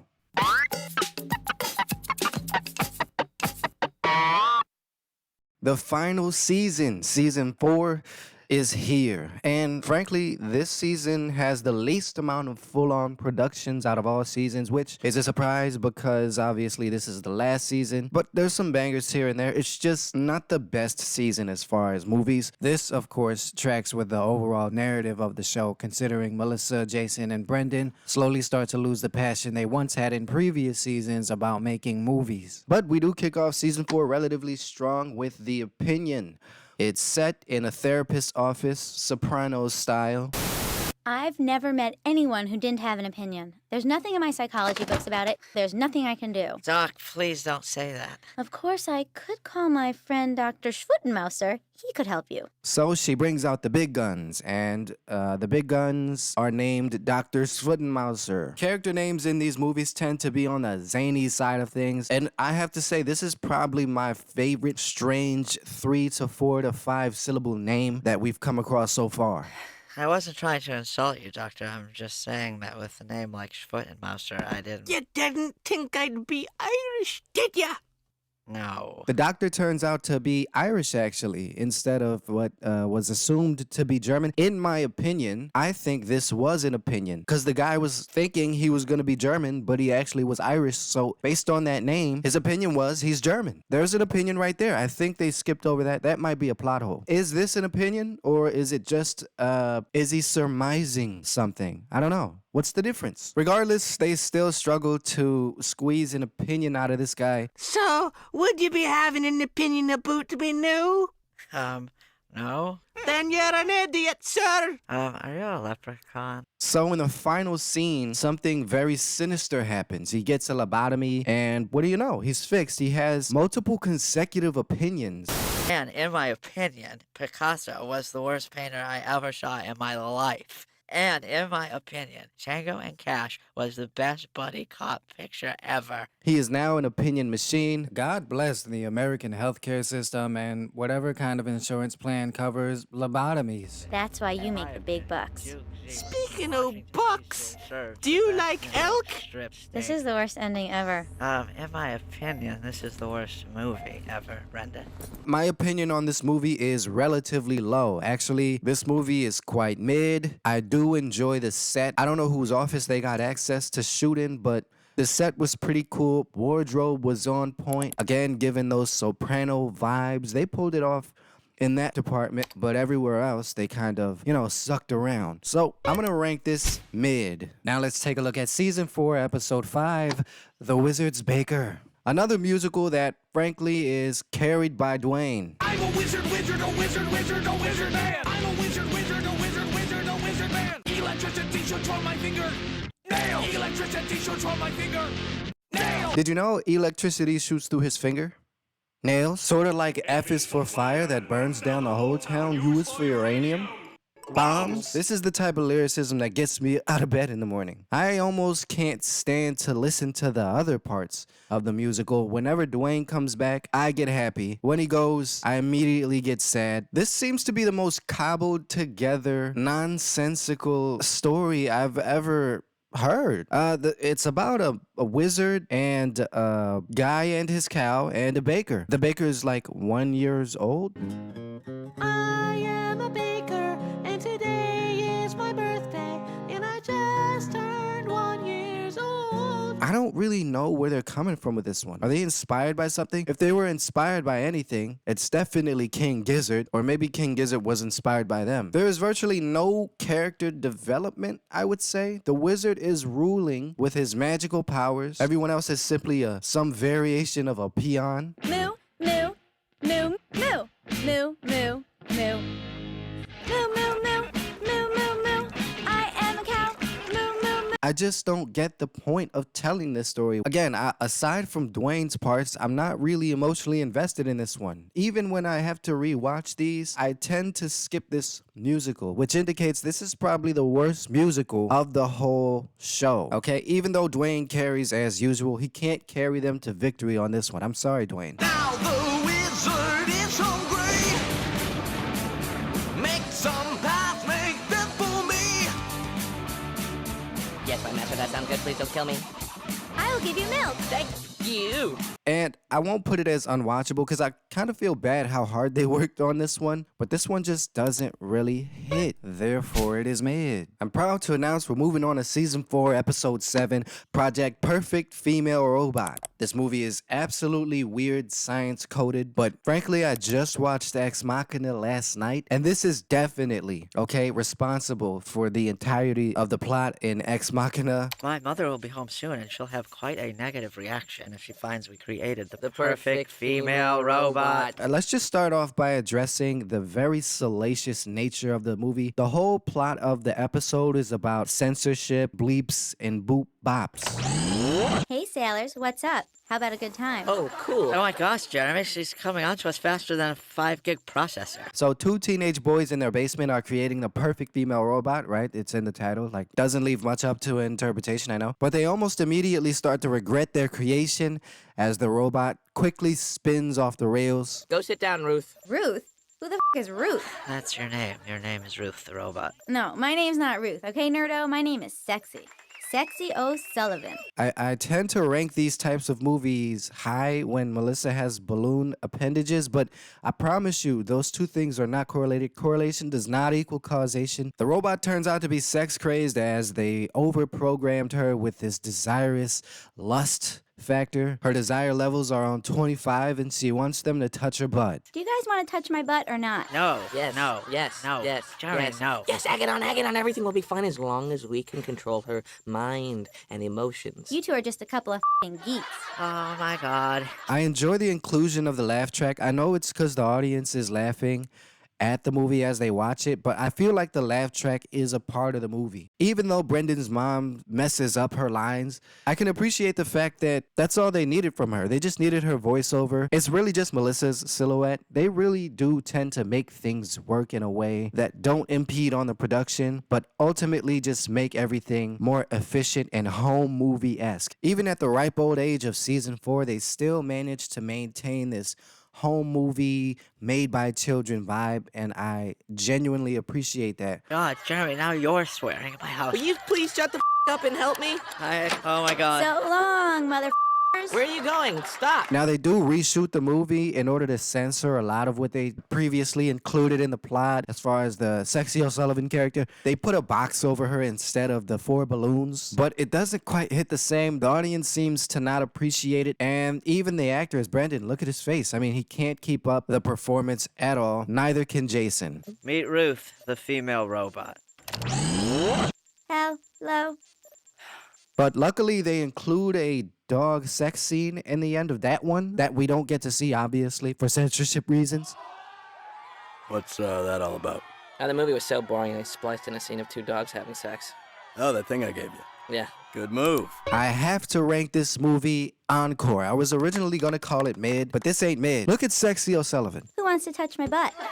She's awesome. Season 4, Episode 9, the Woody Allen spoof, Cheating. I don't know what to call it. One of the shortest movies, and definitely one of the stinkiest movies. This one sucks, just like real-life Woody Allen movies, so I kind of feel like they did that on purpose. It was so bad. I don't even know what to say about this. I genuinely can't fathom ranking this any higher than unwatchable. Now, considering the fact the plot of the episode was about cheating, so it was on brand insofar as storytelling in it, there's no resolution. There's barely a story. 2 people accusing each other of cheating. The Woody Allen impression also was kind of okay. I feel like it was more of an impression of an impression. So at the end, it kind of transmutes into what sounds like more of a John Travolta impression. What about you? I mean, you cheated on me. I cheat. How can you say that? Are you kidding? You're joking, right? I mean, you're crazy. My sister told me. The roles are kind of reversed here, and by roles I mean the meta roles, like how Melissa and Brendan usually perform stuff. Brendan is more often the one that gets offended in the middle of shooting by something that has nothing to do with the actual contents of the movie, but he just personalizes everything and takes it to heart. But here, it's Melissa. Now the roles are reversed. Melissa is the offended one. You cheated on me with my best friend. You're a cheater. You're a cheater. You're a cheater. You're a cheater. You're a cheater. Cut. What? Hey, is everything okay? Yeah.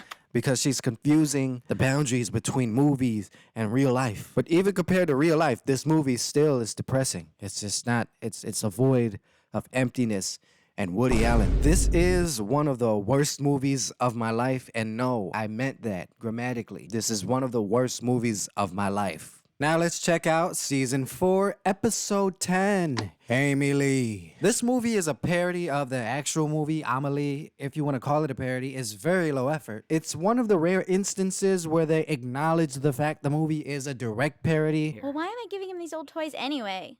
Because it makes him feel good. Remember from the script? It's like in the movie Amelie. But hasn't that been done already? Yeah, it has in that movie Amelie. It's Amelie. It's Amelie. However you pronounce it, it is just a facsimile. The story follows a girl, and I'm going to end up describing Amelie. It follows a girl who would like to influence the lives of others in a positive way. And the old man in this movie is reminiscing about all the people in his life that he's lost. And he wants to redeem himself, but doesn't know how until Amy Lee intervenes and reminds him of his past via a box filled with memorabilia that was embedded in the wall of her apartment. Melissa then proceeds to ruin the movie further by insisting that even though she's invisible in the movie, this is the one differentiating factor between the actual movie and this script that Brendan wrote, is that Amy Lee is invisible. You told me your name was Amy Lee, so how could you be anonymous anymore? I am anonymous because you can't see me. That's not anonymous, that's invisible. Well, if you'd like, I could show you just my head. Cut. Melissa, that's not in the script. The script falls apart as she tries to improv her way out of the nonsensical, illogical version of anonymity that she's acting out where she's actually just invisible. Also, if she's meant to be invisible, why is she dressed like Amelie? Why is she even in any kind of wardrobe if she's never meant to be on screen? Later in the episode, Cho, a new character, gets spontaneously casted after attempting to break Brendan in half.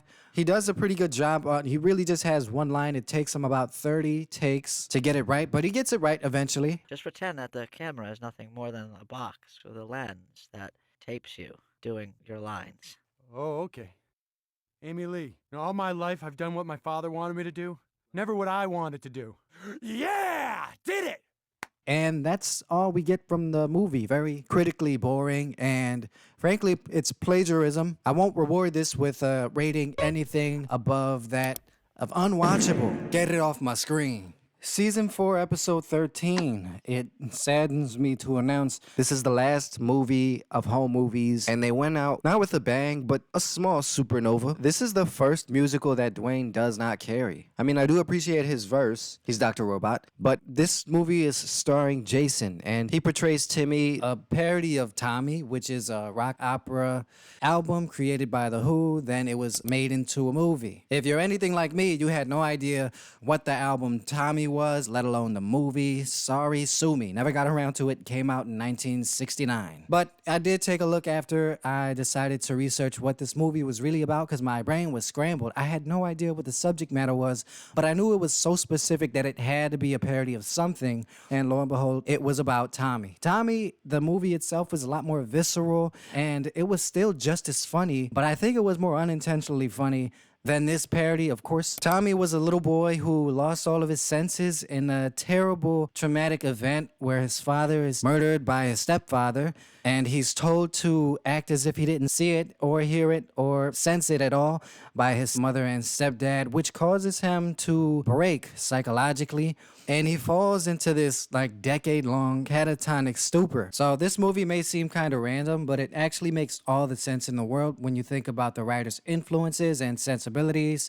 The reason this works as a parody compared to other parodies like Amelie is because the movie itself, the source material, is rich with these very distinct, almost unintentional comedic aspects. It's very gruesome in a lot of ways, but it often feels like two sides of the same coin when you can laugh at the same parts that'll make you cringe or almost want to look away. I feel like that's how comedy works anyway, and especially in the context of home movies. So we get this iconography that represents Timmy's catatonia. His brain grows wings and flies away. His peripheral vision is blinded with black paint. His nose is pinched down with a clothespin. Like everything is just turned on its head in a goofy way. Timmy was a boy and Timmy was his name. His parents were never around to watch him play, and he lived a life of perpetual boredom. Timmy. I feel like Timmy is very relatable. Living a life of perpetual boredom can be applied somewhat to today's standard of living as far as overstimulation, maximalism, always having to have something to do. It's this constant battle people wage against boredom that we've unfortunately won. Whereas back in the day, boredom used to be a thing that people eventually got over only after being bored. Now people just get to preoccupy themselves with slop and doom scrolling. This movie leaves everything up to interpretation, but ultimately, when it comes to Timmy, his character development doesn't ever happen, actually. He doesn't get saved by Dr. Robot, who is supposed to be this evil, mad scientist with plans of turning Timmy into a robot. Dr. Robot is a mashup of the Acid Queen and the Doctor from the original movie. They tried Dr. Robot. I am a robotic doctor, my friend, and I like a taste of your pain. If I make you a robot like me, which you practically are, then they'll put my picture on the very front page. Timmy is well known, apparently. He's on billboards. He's in Times Square. Everybody knows who Timmy is. They want to save Timmy, but I don't think Timmy's savable. Timmy ran away, Timmy ran away, Timmy ran away, Timmy ran away. Run away, Timmy, until you can't run anymore. So in the end, he runs into the sun. I like the way he's animated at the end. I feel like when they're walking away that one time into the sunset, it made me laugh because it just looks like, like South Park style twisting of the ankles. Whereas this one, it has really good animation on the legs. I guess the small details stand out to me more since I'm always comparing it to the original movie. Ultimately, they can't encapsulate everything that made the original movie special except for the wardrobe, the way Timmy's dressed, the pile of cars, just so many things. How can we save this little boy? Look, I'll show you. Look, how can we save this little boy? How can we save this little boy? How can we save this little boy? How can he be saved? I swear I laughed throughout that whole scene. It's hilarious. They're like blowing trumpets in his face. I don't know if that wasn't supposed to be funny, but the way they treated this blind, dumb, and deaf kid is So sad. That is peak comedy. But if it's any consolation, he has this inner world that he lives in and he can express himself or reflect at least what he's feeling on the inside. So ultimately, in the real movie, there's a lot more complex of an ending involving a cult. But in home movie's ending, he just runs into the sun and it's a portal. It's just a portal, and I'm okay with the movie ending with a portal. Watch my last video. The movie is so psychedelic, it feels like I'm watching it in multiple dimensions. I could watch this multiple times. Encore. And that pretty much wraps up season 4. At this point in the series, in the overall arc of the show, the crew is burnt out creatively. They don't have what they used to. They've lost their collective mojos as 8 to 9 to 10-year-olds. They just don't got it in them anymore. No, but seriously, Brendan, Melissa, and Jason's best work is in the past at this point. But before we close out, let's reminisce on the past one last time, because I'm sure you noticed there's still one movie I didn't rank. Okay, seriously, I need you to pay attention right now because we're approaching a bit of a magnum opus. Season 2, Episode 10, Starboy and the Captain of Outer Space. Starboy. Now, keep in mind, this movie is prefaced in a previous episode in Season 2, Episode 6, but that was just the bare bones of it. You, Starboy, and you, Captain of Outer Space, you guys are brothers. Once we establish their characters in that episode, we finally get around to episode 10, which is a first and last in home movies canon, where we get a part of a movie in one episode and then the full version of it in another. I left it to this point in the video because frankly, it's the best movie just by default because we don't get as much of an extensive look at any other movie in the show. So a feature-length film, this is really an epic by home movie standards, and it comes off as 80s coded. I'll start off the review by mentioning the set design and costume design, makeup, wardrobe, whatever you want to call it, is flawless. The evil layer of the trio of villains is taped together. You can see the little pieces of tape on the exterior part, and the interior of the cave is totally dark and gloomy and evil layer-ish. Starboy and the captain's spaceship is phenomenal. It's blasting through space. The interior of it is totally decked out. Obviously, Exhibit has something to do with the design of this one. We hooked you up with the real deal right out of this exhaust. So the plot of the story is really simple. It's like watching an episode of He-Man or something. You have the villains. It's a trio. They're plotting to destroy the human race. The trio is composed of George Washington, Picasso, and Annie Oakley. They're all historical figures. I, George Washington, born in 1492, freer of the slaves, am the first president of this our country. Though savagely impeached for the shooting of Abe Lincoln. I went to Kentucky, and that's where, let me think of his name, Abraham Lincoln. Considering Brandon has an almost schizophrenic understanding of, history, bits and pieces he does get wrong about the characters are details about other historical figures. I am Picasso. I cut off my ear with a razor in a major shaving accident and mailed it off to an ex-girlfriend, just for laughs. And Annie Oakley, I don't exactly know her history, nor do I care, but I'm sure they get some details wrong there. The linchpin of the evil villain's plan is to have hostages. These hostages are also historical figures, such as William Shakespeare, Oliver Twist, and the very well-known and renowned Mermaid Queen, highly recognized historical figures. And it is our pleasure to have some of their friends acting out the roles instead of Brendan, Melissa, and Jason doing a bunch of different character roles in the same movie.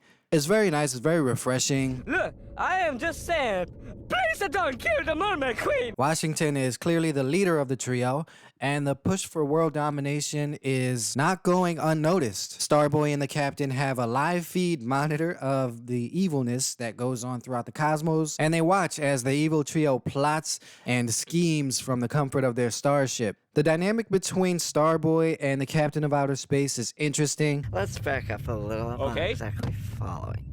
I want you to talk to me like I'm a child, okay? This possibly having to do with the fact that Jason is an actual child. I'm not sure, but this is his preference. Okay. My, aren't you a big boy? You mean like that? That's good, sure. Okay. Keep it going. I like how the only observable function of the captain's belt button is lifting and contracting his visor. Starboy teaches Captain the power of persuasion by giving compliments out even if they're not true. This movie is partially a musical, so we're gonna get a lot of musical sequences. Yes. Good stuff there. Hey, wait a minute. How'd you get me to get you lemonade? Huh.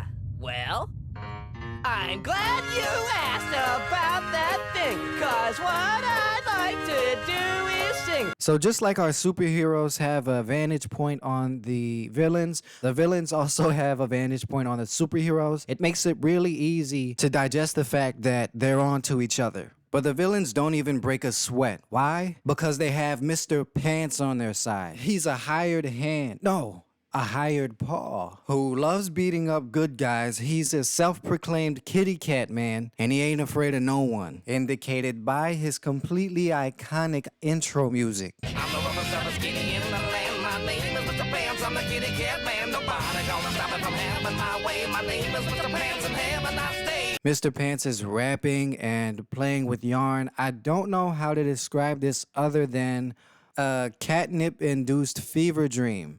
Your life 'cause you won't be happy. My name is Mr. Pants, and I'm extra kind of crappy. Mr. Pants is my name, and I'd like to say hi. Give me a call, we'll hang out sometime. I'm Mr. Pants. The song reminds me of the Unknown Mortal Orchestra song called American Guilt, specifically the guitars. The lyrics and Mr. Pants rapping will never get old, nor will the breakdancing. So after Mr. Pants' intro, we cut back to the scene where everything else matters, and they almost forget that there are hostages, and it's almost as if this is just completely improv, or the spacing and temporal value of each scene is dictated by an overindulgence in each of those segments. I think it's so funny when they cut back to the hostages dangling over a kiddie pool of toxic waste. Come on.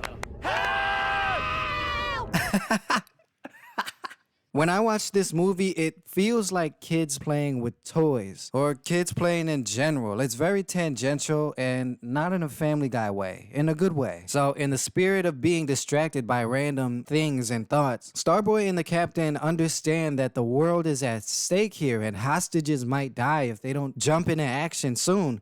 Help! We're being lowered into the acid. Yeah, we're being lowered into it, guys. Yeah, very slowly. Yeah, speed it up. You're crazy! Slow it down! No, faster. Oh no, we need to Starboy and the captain of outer space to help us out here. But what's more interesting is that they need to find out how hot dogs are made. So they go on this little excursion and then rubber band back around to cracking down on the trio of villains, and they show up in the evil lair, ready to save the day. Mr. Pants immediately tries to attack Starboy, but he bombards him with compliments, and Captain catches on really quickly, or as quickly as Captain can catch on to anything. Because the reason I say that is because you have a great physique. What are you talking about, Starboy? Oh. Compliment him. Yeah, so, Mr. Pants, are you a model?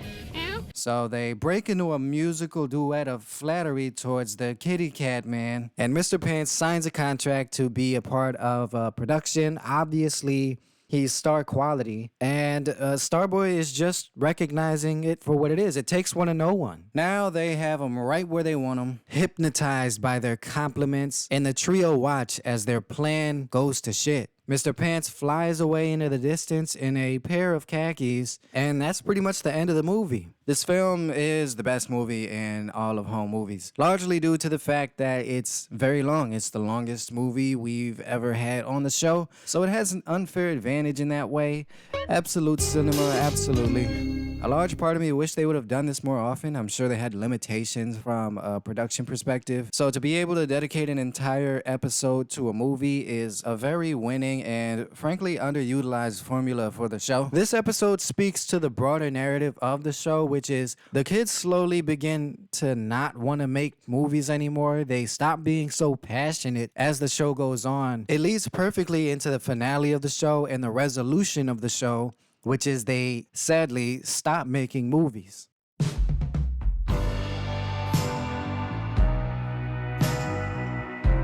By breaking down each film throughout the show and really learning what I like and picking apart what I dislike, I've learned to appreciate the show in a much more intimate and nuanced way. Hopefully by watching the video, this has the same effect on the viewers as well. So I'll pick out a few from each category that really still stand out to me. Obviously, my top movie that is normal length is The Shrinking King. And I remember a time when you didn't have to use that stool.